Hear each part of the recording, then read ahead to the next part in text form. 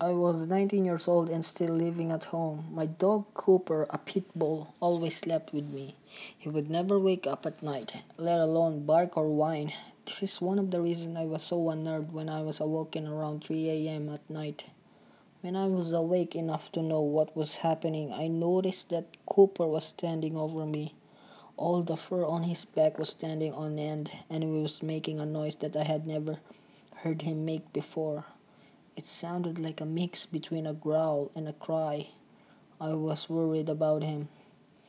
What had frightened him at that point, that is, until I noticed that he was looking at. Cooper was staring straight at the window right next to my bed. He had such anger and fear in his eyes. I didn't even know such emotion could be displayed by a dog's eyes. As soon as I looked at the window, Cooper turned around and sprinted out of my room. I sat completely still for a minute before I gained the courage to look at the window again. I slowly turned my head towards the window. The dread began to gather, but I knew I had to. I finally turned my head the last couple inches and forced my eyes to look. But I didn't see anything. But I definitely heard something. I sat completely still in my bed, suppressing the childish urge to cover my face with blankets and hope whatever was out there went away. But my curiosity held in my place. I had to know. Suddenly, I heard heavy and slow footsteps outside my window.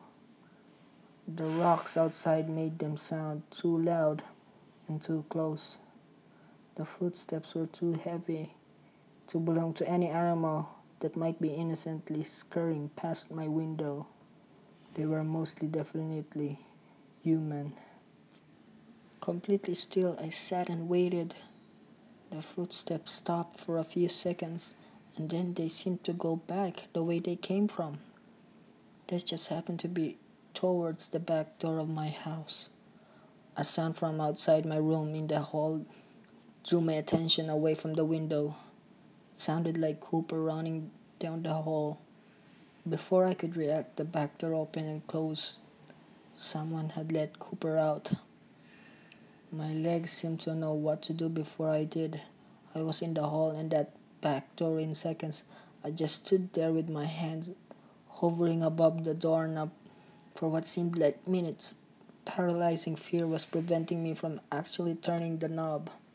But I knew Cooper was out there and I needed to save him from whatever was out there. With that thought, I turned the knob and threw the door open.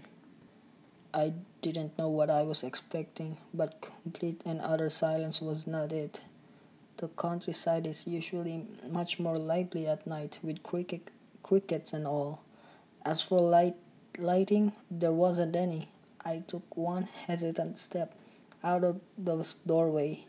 That was when I heard it. It was the same noise I had heard Cooper make earlier. I felt a hand on my shoulder and whipped around. It was my father wondering what on earth I was doing and telling me to get inside. I frantically tried to explain that Cooper was out there with something that walked past my window. A few minutes before, my father looked at me like I was insane.